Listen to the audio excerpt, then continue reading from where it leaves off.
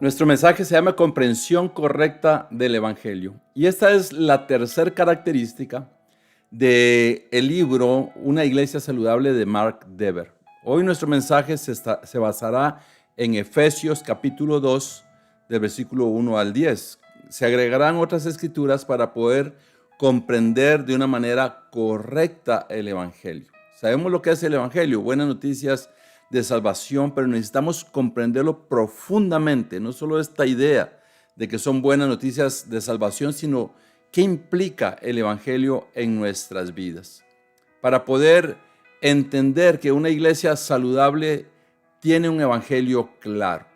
No basta con tener buena intención, debemos entender lo que realmente es el Evangelio. Acompáñame a orar. Señor, muchas gracias por habernos hecho de nuevo. Gracias por habernos resucitado. Gracias por haber cambiado nuestras vidas. Gracias por haber hecho de nosotros personas que estamos vivos espiritualmente. Estábamos muertos. Ayúdanos a recordar de dónde nos sacaste. Ayúdanos a recordar que no teníamos ni un poquito de méritos para estar en tu presencia. Todo es por tu gracia, por tu compasión. Toma control de este mensaje en el nombre de Jesús. Amén. Como te decía, no solamente es comprender algo, es vivir algo profundo en el Evangelio. Veremos convicciones que nos ayudarán a estar compenetrados en lo que es el Evangelio en nuestras vidas. Vamos a ir al punto número 1. El Evangelio comienza con una mala noticia. Te pido que me acompañes a buscar el libro de Efesios, capítulo 2, versículo del 1 al 3. Efesios 2, del 1 al 3. Espero que mantengas en este capítulo durante todo el mensaje, porque aquí estaremos basados. Vamos a ir a otras escrituras, pero aquí estaremos basados. Dice, en otro tiempo ustedes estaban muertos en sus transgresiones y pecados, en los cuales andaban conforme a los poderes de este mundo. Se conducían en el que gobiernan las tinieblas, según el espíritu que ahora ejerce su poder en los que viven en la desobediencia. En ese tiempo también nosotros vivíamos como ellos, impulsados por nuestros deseos pecaminosos, siguiendo nuestra propia voluntad y nuestros propósitos. Como los demás, éramos por naturaleza objeto de la ira de Dios. Algo muy importante que debemos de entender es que estábamos muertos en nuestros pecados. Estábamos muertos, como dice la Escritura, estábamos dominados por poderes que van en contra de Dios. Nosotros no teníamos vida, estamos muertos espiritualmente.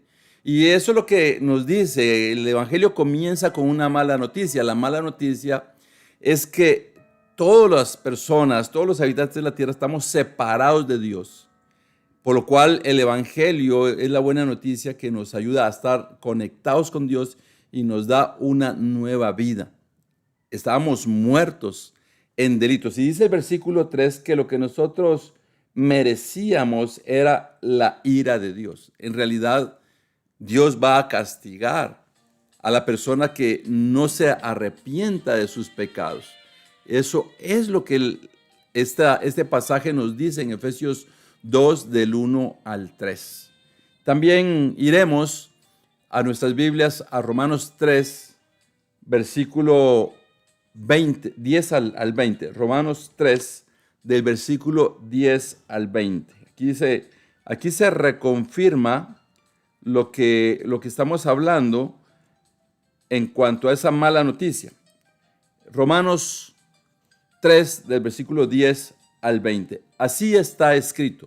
El apóstol Pablo escribe aquí las razones por las cuales no estábamos siendo parte del reino de Dios, sino estábamos destituidos como mucha gente en el mundo. No hay un solo justo, ni siquiera uno. Dice la Biblia, Dios dice que no hay uno solo justo. No hay quien entienda, nadie que busque a Dios. En efecto, Dios es quien nos busca a nosotros. Nosotros buscamos una figura de Dios como la de un ídolo. Muchas veces llegamos buscando a Dios de acuerdo con nuestros propios pensamientos, nuestra filosofía. Un ejemplo es como yo no le hago mal a nadie, entonces yo soy una buena persona. Yo no necesito ir a ninguna iglesia, solo debo de portarme bien. Yo no soy tan malo, entonces yo creo que me merezco la vida eterna. Entonces, cada quien, si piensa que la persona busca a Dios, está buscando a su propio Dios. Y dice aquí la Biblia, en el versículo 12, todos se han descarriado, a una se han corrompido. No hay nadie que haga lo bueno, no hay uno solo. La Biblia dice que no hay nadie que haga lo bueno, ni siquiera uno solo. Esa es la naturaleza del ser humano. Esa era nuestra naturaleza. Y sigue siendo nuestra naturaleza sin Dios. Dice el versículo 13, su garganta es un sepulcro abierto. Con su lengua profieren engaños. Veneno de víbora hay en sus labios. Llena está su boca de maldiciones y de amargura. Veloces son sus pies para ir a derramar sangre. Dejan ruina y miseria en sus caminos. Y no conocen la senda de la paz. No hay temor de Dios delante de sus ojos. Aquí describe de una manera física y corporal cómo todo lo que éramos sin Cristo no le daba la honra y la gloria a Dios. Estábamos muertos. Por eso, una de las cosas que tenemos que recordar es de dónde Dios nos sacó. La gracia es algo inmerecido para nuestras vidas. Continuamos en el versículo 18. No hay temor de Dios delante de sus ojos. Ahora bien, sabemos que todo lo que dice la ley lo dice a quienes están sujetos a ella, para que todo el mundo se calle la boca y quede convicto delante de Dios. Por tanto, nadie será justificado en presencia de Dios por hacer las obras que exige la ley. Más bien, mediante la ley cobramos conciencia del pecado. En otras palabras, lo que estas dos escrituras nos están diciendo es que nosotros estábamos muertos en delitos y pecados. Y Romanos 3, del versículo 10 al 20, nos dice todas las razones por las cuales todos estábamos destituidos de la gloria de Dios. Spurgeon escribió, no puedes apreciar la gracia hasta que entiendes tu culpa. Keller escribió, el Evangelio es solo buenas noticias cuando entiendes las malas noticias. Si de pronto aparece un pensamiento en nosotros que dice, yo no era tan malo, yo soy demasiado bueno, estamos equivocados. Lo bueno en nosotros es lo que Dios hizo. Nosotros estábamos separados de Dios y no hicimos absolutamente nada más que responder a la búsqueda de Dios. Hicimos el responder al amor de Dios. Esas eran las malas noticias en nuestras vidas. Por eso, si estamos conscientes, por eso tenemos que recordar quiénes somos sin Dios. ¿Qué tipo de naturaleza tenemos sin Dios? ¿Qué tipo de vida pecaminosa? Nuestros labios, nuestra garganta, nuestros pensamientos, todo lo que somos iba en contra de Dios. Pero Dios nos dio la oportunidad de tener una nueva vida. Aquí hay unos ejemplos. Un hospital sin vida. Un médico intenta curar a un cadáver. Así estamos sin Cristo. No necesitamos mejoras, sino resurrección. Tesoro bajo la tierra. Nadie busca oro en la superficie. Dios nos rescata de lo más profundo. Eso es lo que hace Dios. Dios no quiere mejorarnos un poquito, que seamos buena gente. Dios lo que quiere es resucitarnos, ser una nueva persona, entender que estamos muertos y que Dios nos da vida. Y también para Dios somos valiosos. Dios, hay un pensamiento de Max Lucado, este autor de varios libros, donde él menciona cómo fuimos rescatados y él hace una imagen como Jesús o Dios metiendo sus manos dentro del fango para sacarnos a nosotros. Te puedes imaginar que tiene las manos limpias, olorosas, y de pronto mete las manos en el fango, en el lodo, en una cloaca. ¿Y cómo quedan tus manos? Dios es puro, Dios es santo, pero Dios hace eso a través de la cruz para rescatarnos, porque así es nuestra vida, así es la vida del ser humano sin Dios. Ahí es donde comienza el Evangelio con una mala noticia. El mundo caído, el mundo alejado de Dios, el mundo separado de Dios, el mundo lleno de pecado que dará cuentas y rendirá cuentas a Dios. Esa es la realidad. Dios llamándonos para que nosotros podamos ser transformados. Y la mala noticia es esa. No hay uno solo que pueda decir, yo estaba muy cerca del cielo. Por eso es que ahora soy cristiano. No, queridos hermanos, ninguno. Podríamos tal vez tener un comportamiento bueno comparado con mucha gente, pero no éramos buenos comparados con Dios, con Jesucristo y con su palabra. Ahí es donde comienza. La pregunta para cada uno de nosotros es, ¿estás vivo en Cristo o solo moralmente activo? Hay personas que creen que están vivos en Cristo, pero lo que hacen es unos cambios morales y no una transformación completa. Esto nos lleva a que dejemos de justificar nuestro pecado y comencemos a confesarlo con sinceridad ante Dios.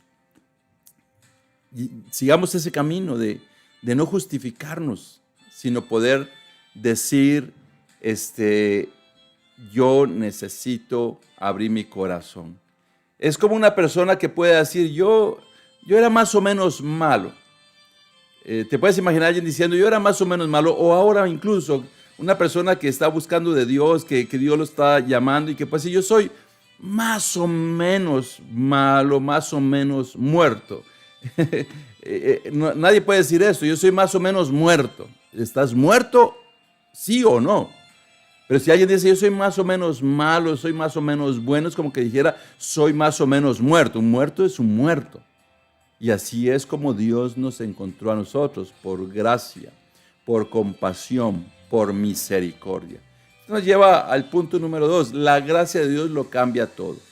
Por favor, vayamos nuevamente al libro de Efesios, capítulo 2, donde hemos estado leyendo en el versículo del 4 al 7. Efesios 2, del 4 al 7. Pero Dios, que es rico en misericordia por su gran amor por nosotros, nos dio vida con Cristo. Aun cuando estábamos muertos en pecados, por su gracia ustedes han sido salvados.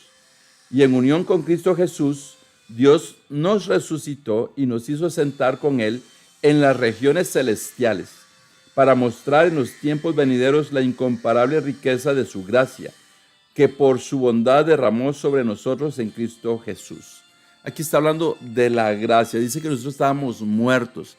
El poder comprender las buenas noticias o el evangelio implica poder entender que yo estaba muerto, que tú estabas muerto o muerta y que Dios nos resucitó. Es como cuando una persona tiene un paro cardíaco y muere y llegan los paramédicos y le dan con estos toques eléctricos y lo resucitan, volvió a la vida. Por eso muchas personas que tienen un grave accidente dicen, volví a nacer.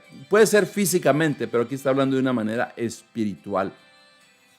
Los pecados nos tenían muertos, pero Dios, por su gracia, lo cambió todo. Veamos lo que dice Tito, capítulo 3, versículo del 4 al 5. Tito 3, del 4 al 5.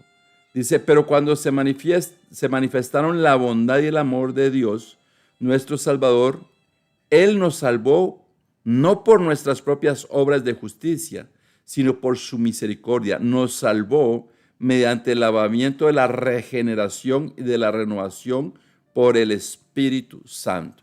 No hay ningún mérito en nosotros el haber sido rescatados. Es como alguien que se está ahogando. Alguien que se está ahogando, que va a morir ahogado y se tira un salvavidas y lo rescata. Quizás esa persona que lo rescató no pudo recibir un grito que le dijera, hey, por favor, sálvame, me estoy muriendo. Tal vez la persona estaba gritando o tal vez ya ni gritando, ya se estaba ahogando. Pero la persona que se lanza lo toma y lo saca y es algo que esa persona era necesario para su vida. De hecho, a través de Jesucristo, a través de su Espíritu Santo, Dios hizo algo que es necesario para nuestras vidas, regenerarnos. Estábamos muertos, ya nosotros no estábamos muriendo, ya estábamos muertos. Y Dios nos saca. Así que no hay ningún mérito en nosotros. No podemos decir, yo hice un poquito de méritos. Es como nuestra vida cristiana. No podemos decir nosotros, como yo hago esto, por eso soy salvo. Yo tengo un poco de méritos en mi esfuerzo, en todo lo que hago. Tengo un poco de méritos. A la hora de entrar al cielo, podríamos decir, a la vida eterna, podríamos decir, sí, Dios hizo esto, pero yo hice este poquito. Toda la gloria es para Dios. Aquí reflexionamos en estas dos escrituras que dice, pero Dios que es rico en misericordia.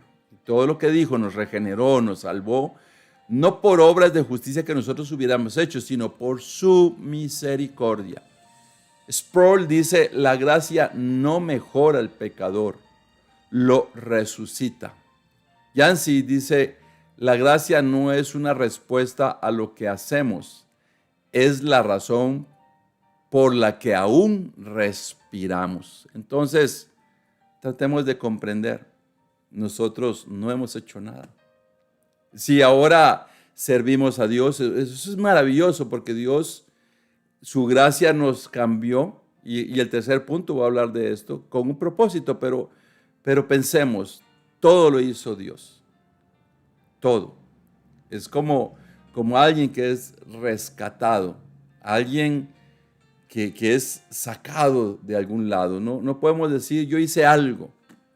No podemos decir eso, porque toda la gloria es de Dios.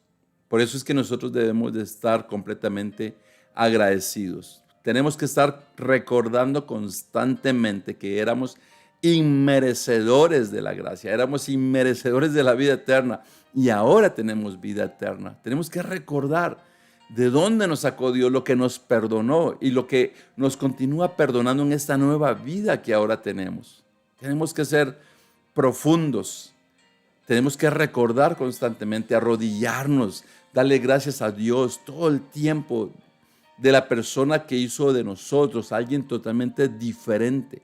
No somos las mismas personas. No es que Dios nos cambió un poco, no es que Dios nos hizo mejores. Dios nos hizo una nueva persona en Cristo Jesús a través de su Espíritu Santo. Tú no eres la misma persona. Dios te regeneró, Dios te resucitó, Dios te hizo de nuevo. Tenemos que estar conscientes que esa antigua naturaleza va a tratar de gobernarnos nuevamente. Debemos dejar por eso que, como dice la Escritura, a través del Espíritu, que el Espíritu continúe gobernándonos, continúe dirigiéndonos. El rescate en el mar, como un náufrago inconsciente rescatado por un salvavidas, no lo pidió, pero lo necesitaba. Un billete roto. No importa si está arrugado o sucio, tiene valor. De la misma manera, Dios aún ve valor en nosotros y nos restaura. Aquí hay otro ejemplo, un náufrago, pasa a alguien. Han habido historias de náufragos que pasan cruceros transatlánticos, cargueros, y nadie se detiene. Y ese náufrago está a punto de morir cuando alguien se detiene y dice, ¿qué le pasará a esta persona? Y sabes, inconsciente es rescatado. Él posiblemente ya no tenía ni fuerzas para pedir que lo rescataran, pero lo necesitaba con urgencia. Así somos nosotros. Necesitamos con urgencia el rescate de Dios. Y somos tan valiosos. Me gusta esta ilustración de un billete roto, arrugado, sucio. Tiene un valor. Imagínate si tienes un billete que ya está bastante deteriorado, pero todavía está en una condición aceptable. Ese billete tiene valor. Nosotros somos muy valiosos para Dios. Él nos creó. Y con esto podemos también entender algo muy importante. A través de la gracia lo cambia todo. Agradece cada día a Dios por tu salvación. Es inmerecida. No vivas culpable, vive agradecido. La gracia te encontró. Pasamos al tercer punto. Salvados para vivir con propósito. Hay una razón por la cual fuimos salvados. Necesitamos vivir con un propósito. Efesios capítulo 2, acompáñenme por favor a Efesios donde estamos, en el versículo del 8 al 10. Porque por gracia ustedes han sido salvados mediante la fe. Esto no procede de ustedes, sino que es regalo de Dios, no por obras para que nadie se jacte, porque somos hechura de Dios, creados en Cristo Jesús para buenas obras, las cuales Dios dispuso de antemano a fin de que las pongamos en práctica. Mira, una cosa que me fascina de esta escritura, dice en el versículo 10, porque somos hechura de Dios. El significado de esa hechura de Dios tiene un significado que es como una obra de arte.